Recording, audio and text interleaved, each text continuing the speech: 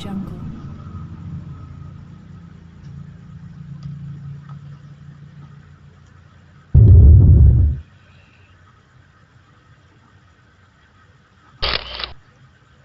Assalamualaikum warahmatullahi wabarakatuh.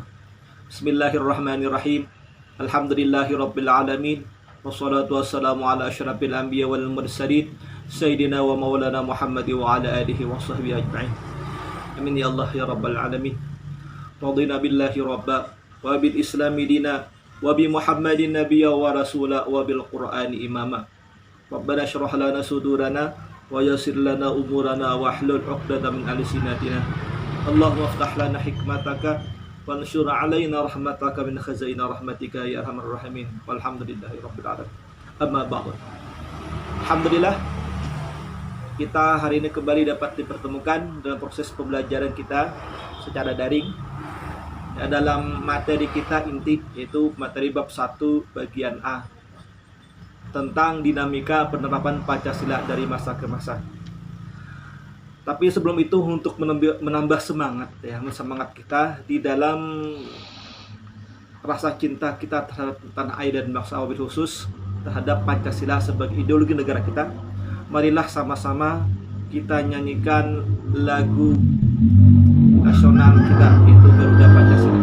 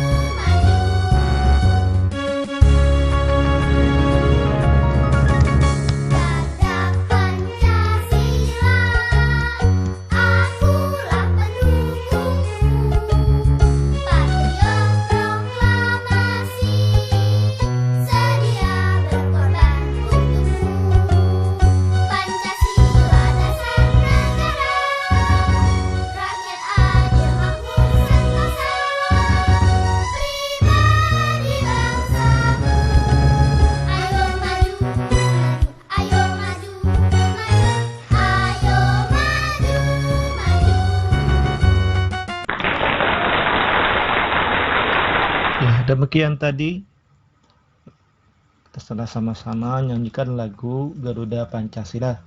Semoga dengan menyanyikan lagu Pancasila tersebut bangkit semangat rasa cinta kita terhadap tanah air dan bangsa, khususnya terhadap ideologi negara kita, yaitu Pancasila.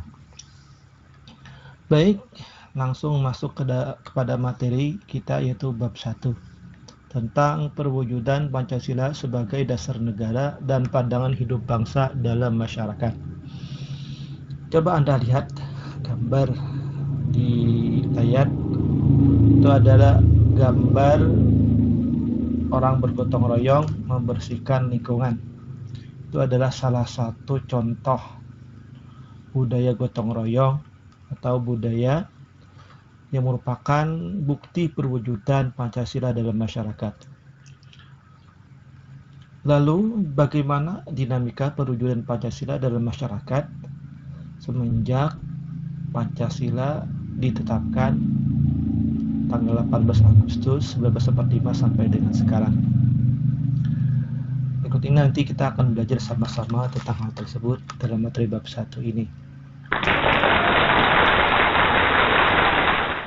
Baik, bagaimana telah Bapak sampaikan di awal pertemuan kita, bahwa materi yang kita pelajari dari bab 1 itu ada 3 sub pokok bahasan.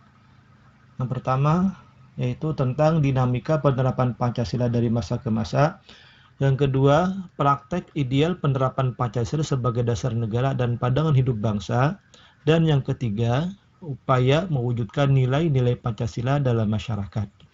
Dari ke semua materi dari bab 1 itu, tujuan pembelajaran yang akan kita wujudkan adalah yang pertama, setelah membaca penerapan Pancasila dan praktik ideal Pancasila dalam masyarakat, kalian sebagai peserta didik diharapkan mampu menilai kesesuaian penerapan Pancasila dalam masyarakat dengan praktik ideal Pancasila sebagai dasar negara dan pandangan hidup bangsa dengan benar.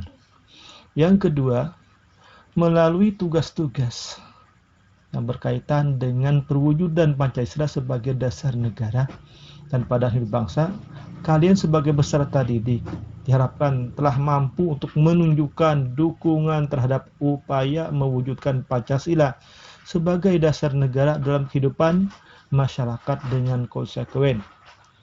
Dan yang ketiga, setelah mengerjakan tugas secara mandiri, kalian sebagai peserta didik diharapkan mampu untuk menjelaskan dan memaparkan dinamika perwujudan Pancasila sebagai dasar negara dan pandangan hidup bangsa dalam masyarakat dengan baik. Dan yang terakhir, melalui pengerjaan tugas dengan jujur, kalian sebagai peserta didik diharapkan mampu untuk menginternalisasikan nilai-nilai Pancasila sebagai dasar negara dan pandangan hidup bangsa dalam wujud yang nyata. Itu adalah tujuan pembelajaran kita dari bab 1 ini. Baik, langsung masuk pada bagian A, yaitu tentang dinamika penerapan Pancasila dari masa ke masa. Untuk lebih jelasnya, marilah kalian simak paparan tentang dinamika penerapan Pancasila ini dari masa ke masa. Dinamika perwujudan Pancasila sebagai dasar negara dan pandangan hidup bangsa. A. Penerapan Pancasila dari masa ke masa. Perwujudan nilai-nilai Pancasila sebagai dasar negara telah dilaksanakan sejak awal kemerdekaan, masa Orde Lama, Orde Baru, dan masa Reformasi. Penerapan Pancasila pada awal kemerdekaan menghadapi berbagai masalah karena ada upaya untuk mengganti Pancasila. Selain itu, juga terjadi penyimpangan terhadap nilai-nilai Pancasila. Berbagai ancaman yang terjadi pada awal kemerdekaan, antara lain 1. Pemberontakan Partai Komunis Indonesia di Madiun pada tanggal 18 Maret 1948, dipimpin oleh musuh. 2. Pemberontakan Darul Islam atau Tentara Islam Indonesia, diawali dengan berdirinya Negara Islam Indonesia, dipimpin oleh Sekar Maji Marijan Kartosuwiryo. 3. Negara Islam Indonesia berdiri pada tanggal 7 Agustus 1945. Tujuannya mengganti Pancasila dengan syariat Islam. Keempat, pemberontakan Republik Maluku Selatan yang dipimpin oleh Christian Robert Stephen Semokil. Selanjutnya, Republik Maluku Selatan atau RMS yang didirikan pada tanggal 25 April 1950. Pemerintahan Revolusioner Republik Indonesia atau PRRI atau Perjuangan Rakyat Semesta yang dipimpin oleh Sapruddin Prawira Negara dan Pence Sumual. Selain itu, ada Angkatan Perang Ratu Adil atau APRA yang dipimpin oleh Kapten Raymond Westerling pada tanggal 15 Januari 1949.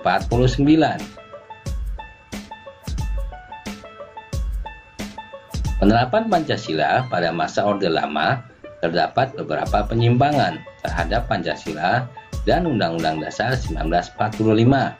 Antara lain, Presiden Soekarno ditetapkan sebagai Presiden seumur hidup dengan TAP MPR nomor 20/1963. Presiden membubarkan DPR hasil pemilu pertama tahun 1955. Presiden membentuk MPR beranggotakan DPR GR, utusan daerah, dan golongan. Pada masa Orde Baru, Pancasila dan UUD 1945 dilaksanakan secara murni dan konsekuen. Hal ini berakibat terhadap perubahan sistem pemerintahan. dari demokrasi terpimpin menjadi demokrasi Pancasila. Sedangkan pada masa reformasi, penerapan Pancasila sebagai dasar negara mengalami berbagai tantangan. Tantangannya bukan berupa pemberontakan, melainkan adanya keinginan untuk mengganti Pancasila dengan ideologi lain.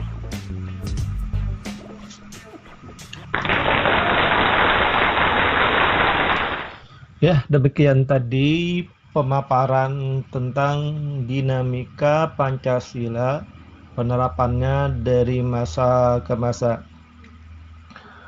Bagaimana yang telah dipaparkan bahwa penerapan Pancasila dari masa ke masa itu terdiri dari 4 masa atau zaman, ya. Itu ada masa awal kemerdekaan antara tahun 1945 sampai 1959, pada masa Orde Lama pada tahun 1959 sampai 1966, kemudian pada masa Orde Baru pada 1966 sampai 1998, dan yang terakhir pada masa reformasi antara 1998 sampai dengan sekarang. Pada masa awal kemerdekaan, pada periode ini, penerapan Pancasila sebagai dasar negara dan pandangan hidup bangsa mengalami berbagai macam ancaman. Pertama ada pemberontakan Partai Komunis Indonesia di Madiun, kemudian ada pemberontakan Angkatan Perang Ratu Adil atau APRA, dan ada juga pemberontakan Darul Islam Tentara Islam Indonesia. Pada masa Orde Lama antara tahun 1959 sampai 1966, ideologi Pancasila seolah-olah berdiri di antara liberalisme dan komunisme. Kemudian Pancasila dimaknai bukan berada pada kekuasaan rakyat, tetapi melainkan kekuasaan tersebut merupakan kekuasaan pribadi dari presiden saat itu. Kemudian pada masa Orde Baru antara 1966 sampai 1998, ada upaya untuk mengembalikan nilai-nilai Pancasila pada kemurniannya. Kan tetapi dalam prakteknya terjadi beberapa penyimpangan, yaitu ada pelaksanaan nilai-nilai Pancasila yang dimanfaatkan untuk kepentingan golongan dan melanggengkan kekuasaan. Dan pada periode ini pula, kebebasan berpolitik dan kebebasan pers itu sangat dibatasi. Kemudian, pada masa reformasi, antara tahun 1998 sampai dengan sekarang, di mana pemerintahan era ini itu sangat berupaya untuk menjaga dan menerapkan nilai-nilai Pancasila.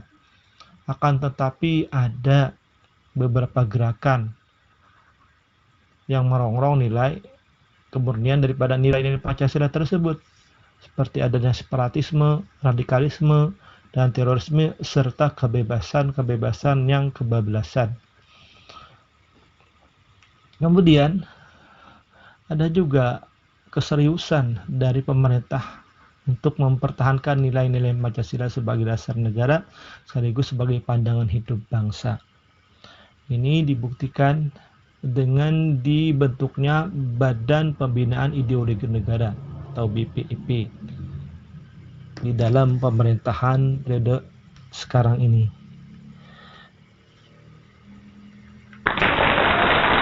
Demikian tayangan materi kita pada hari ini.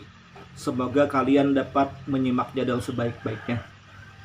Mudah-mudahan apa yang ditayangan tadi bisa membuka pikiran kalian, membuka wawasan kalian di dalam memahami tentang kehidupan kita berbangsa dan bernegara. Untuk lebih memperjelas pemahaman kalian, Bapak minta kepada kalian untuk membaca materi dari BSE, PPKN yang Bapak berikan kepada kalian, dan juga materi screenshot yang Bapak berikan kepada kalian ya, dalam bentuk PDF juga. Semoga dengan begitu kalian bisa lebih memahami apa yang kita pelajari pada hari ini, dan juga dapat mengerjakan post-test yang Bapak berikan kepada kalian. Demikian pertemuan kita pada hari ini. Mudah-mudahan dapat bermanfaat untuk kita semua. Kita akhiri dengan ucapan hadanallah wa iyyakum ajma'in. Wassalamualaikum warahmatullahi wabarakatuh.